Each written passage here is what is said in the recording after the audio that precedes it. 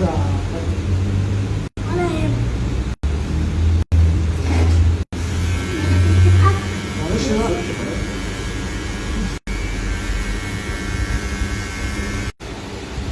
هاتسي.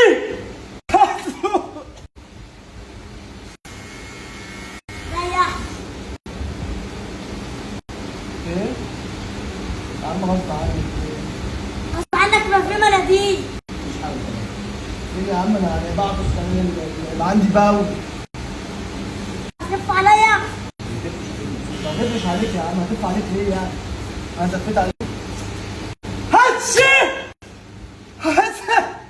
عشان بقى عشان كده ما فيهاش معاك. ايه ده يا صاحبي؟ ايه ده بس ايه ده؟ انا غصب عني. غصب عنك ازاي؟ غصب عني. تعالى بس اقعد. ايه يا عم انت متضايق ليه؟ ما تهدى يا ايه عم. يا عم اتضايق. بس خلاص عليك نفسك بقى خلاص. هاتسي. يا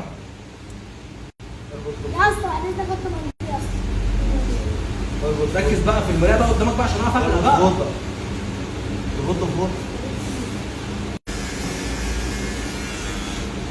هاتسي. هاتسي. لا ما ينفعش كده اهو. غصب عني. غصب عنك يا عم كم مره تعملها. معلش. ايوه بيبص بيزعق ازاي؟ في نفسك بقى يا ابني ما ينفعش خلاص. تزعل الراجل عندنا بقى. عنده مناديل يا عم غصب مين عني. تاني تدفع عليها عندكم؟ حقك عليا يا رب. هو مش قصدي بيدفع عليك. اديله مناديل. خلاص بقى.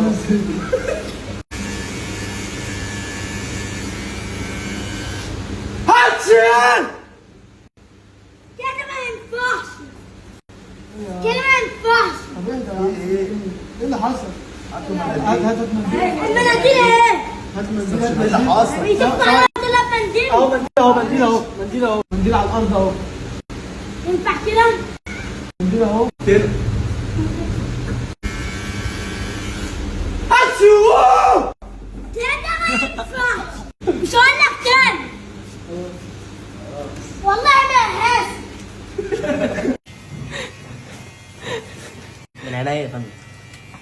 عايزك تقوم فيه. شوف بقى انت ايه الصح واعمله. بص انا عايز ابقى عريس.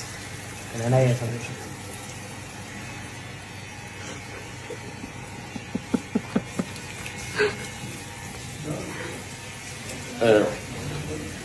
لا يا فندم ده شوية صابون بس وقع على وش حضرتك. ولا شيء.